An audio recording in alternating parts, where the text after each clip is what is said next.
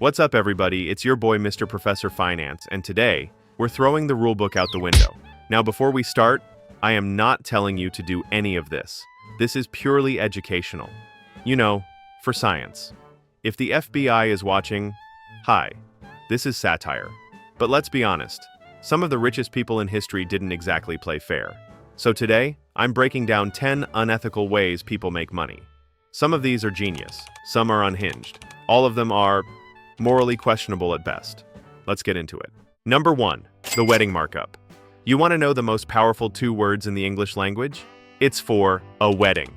The moment you say those words, every price in a 5-mile radius triples. A cake? That's $200. A wedding cake? $2,000. It's the same cake, same flour, same eggs. But now it has 2 little plastic people on top, so that'll be an extra $1,800, please. DJs know this game too. You want me to play music at your party? $300. Your wedding? $2,500. What's the difference? At the wedding, I have to play the Cupid Shuffle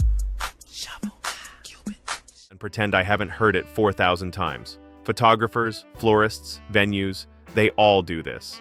And you know what? It works. Every single time. Because nobody's going to be cheap on the most important day of their life. That's the trap. Beautiful, unethical, effective. Number 2, become a printer ink company. You want to talk about the greatest scam in modern history? Forget crypto rug pulls. Forget Ponzi schemes. Printer ink is the most successful hustle of the last 50 years.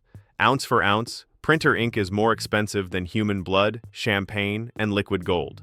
I'm not making that up. You are literally paying more for cyan than for your own life force. And here's the genius part. They sell you the printer for like $49, basically giving it away, because they know you're coming back for that ink. It's the razor blade model on steroids. The first hit is free. And don't even think about using off-brand ink. Your printer will throw a tantrum like a toddler. Unrecognized cartridge. Brother, it's ink. It's the same ink. But no, the printer has been programmed to reject it. That's not technology. That's psychological warfare. Number 3, sell extended warranties on literally everything. You buy a $30 pair of headphones and the cashier hits you with, would you like the protection plan for $11.99? Protection from what? Am I taking these headphones into combat? Extended warranties are one of the greatest money printers ever invented. The entire business model is charge people for something they will statistically never use, and if they do try to use it, make the claim process so annoying they give up. Car dealerships are the kings of this. You want the undercoating? The rust protection? The VIP Diamond Shield package? Sir, I'm buying a Honda Civic, not a fighter jet. But they'll look you dead in the eye and say, well, you never know what could happen. Yeah, what could happen is, I waste $3,000 on a warranty I'll forget exists. The profit margins on extended warranties are insane.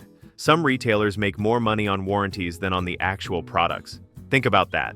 The thing they're supposedly protecting is less profitable than the fear they're selling you. Number 4, the HOA power trip. Start a homeowners association and fine people for everything.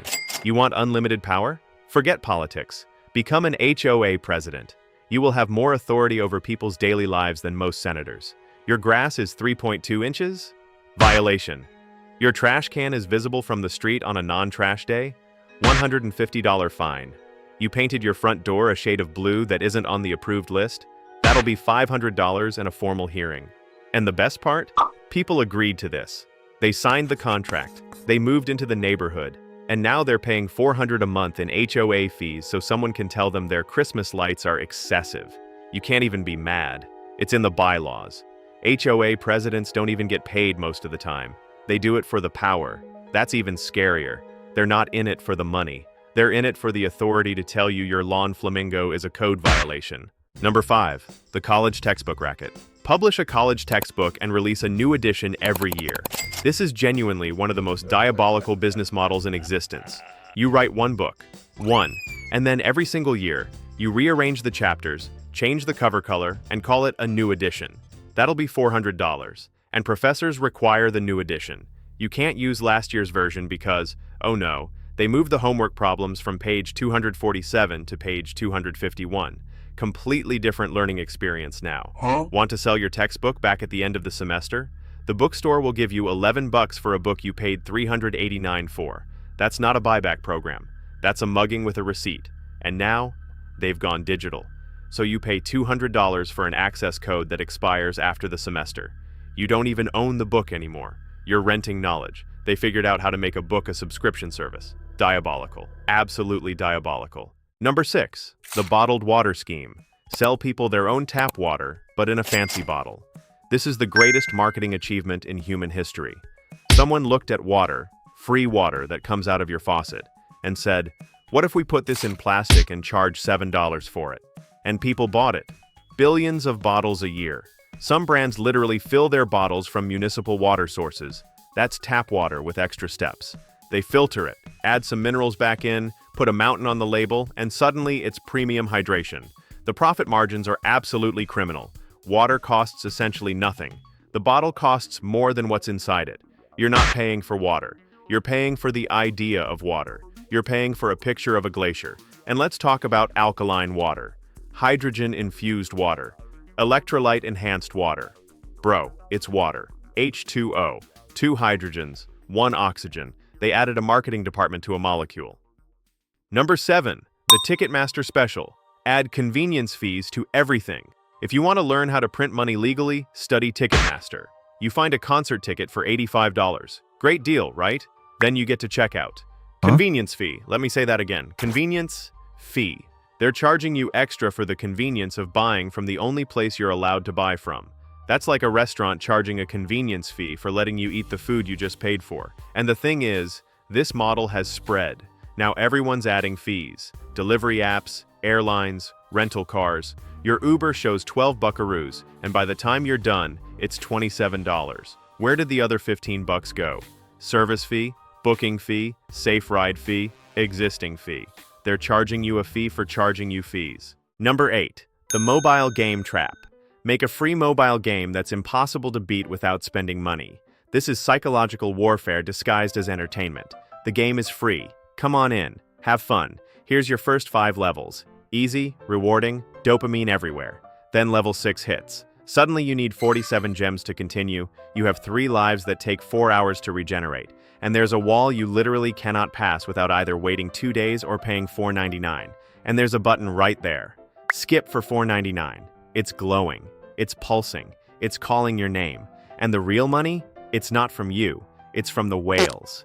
That's what the industry calls the people who spend hundreds or thousands on these games. There are people who've spent $50,000 on Clash of Clans. $50,000 on a game where cartoon barbarians attack walls. The entire game is engineered by psychologists, actual psychologists, to create frustration loops that make spending feel like relief. You're not buying power-ups. You're buying the absence of annoyance. They manufactured a problem and sold you the solution. That's not a game. That's a casino with cartoon characters. Number 9, the insurance upsell maze. Sell people insurance for their insurance. Bro, what are you talking about, man? I'm not even joking. There are actual products called gap insurance, supplemental insurance, and insurance riders, which is insurance for the stuff your insurance doesn't cover. You're buying backup for your backup. You go in for car insurance. Simple, right? 20 minutes later, you've got liability, collision, comprehensive, uninsured motorist, underinsured motorist, personal injury, medical payments, rental reimbursement, and roadside assistance. Your Honda Civic now has more coverage than a presidential motorcade. And the real genius? They make the base plan so bare bones that you have to upgrade. Oh, you want your insurance to actually cover things? That's the premium tier. The basic plan covers you if a meteor specifically hits your left taillight on a Tuesday during a full moon. Everything else? That's extra. Health insurance is the final boss.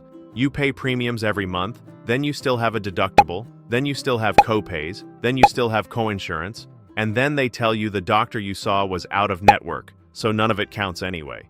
You paid for the privilege of paying more. And finally, number 10, the Influencer Masterclass, the ultimate unethical money move. Sell a course on how to make money. This is the final evolution, the Ouroboros of hustle culture. You don't need to actually make money. You just need to convince other people that you know how to make money, and then charge them $997 for a course about it. Step 1, rent a nice car. Step 2, film yourself in front of it. Step 3, say the words passive income and financial freedom at least 40 times. Step 4, launch a course called something like Wealth Accelerator Blueprint 3.0. It has to have a number. The number implies there were previous versions. There were not. The course itself? It's 4 hours of motivational quotes you could find on Instagram for free, one spreadsheet template, and a private Discord where everyone just asks when they'll start making money. The answer is never. But by then, you're non-refundable. And the beautiful part, if anyone complains, you say they didn't put in the work. It's never the course's fault. It's your fault for not having the mindset. You paid $1,000 to be gaslit by a 22-year-old in a rented Airbnb. And there you have it. 10 unethical ways to make money. Now, am I telling you to do any of this? Absolutely not. Am I saying it works? I plead the fifth. But for real, the world is full of these little schemes hiding in plain sight. The goal isn't to copy them. It's to recognize them so you stop falling for them. Knowledge is power. And power is, well, it's how these people keep charging you $15 convenience fees. If you learned something, or at least laughed, smash that like button, subscribe, and hit the bell so you don't miss the next one. Drop a comment telling me which one of these has personally attacked your wallet. I know the textbook one hit different for some of y'all. Until next time, stay smart, stay ethical. Mostly. Mr. Professor Finance, out.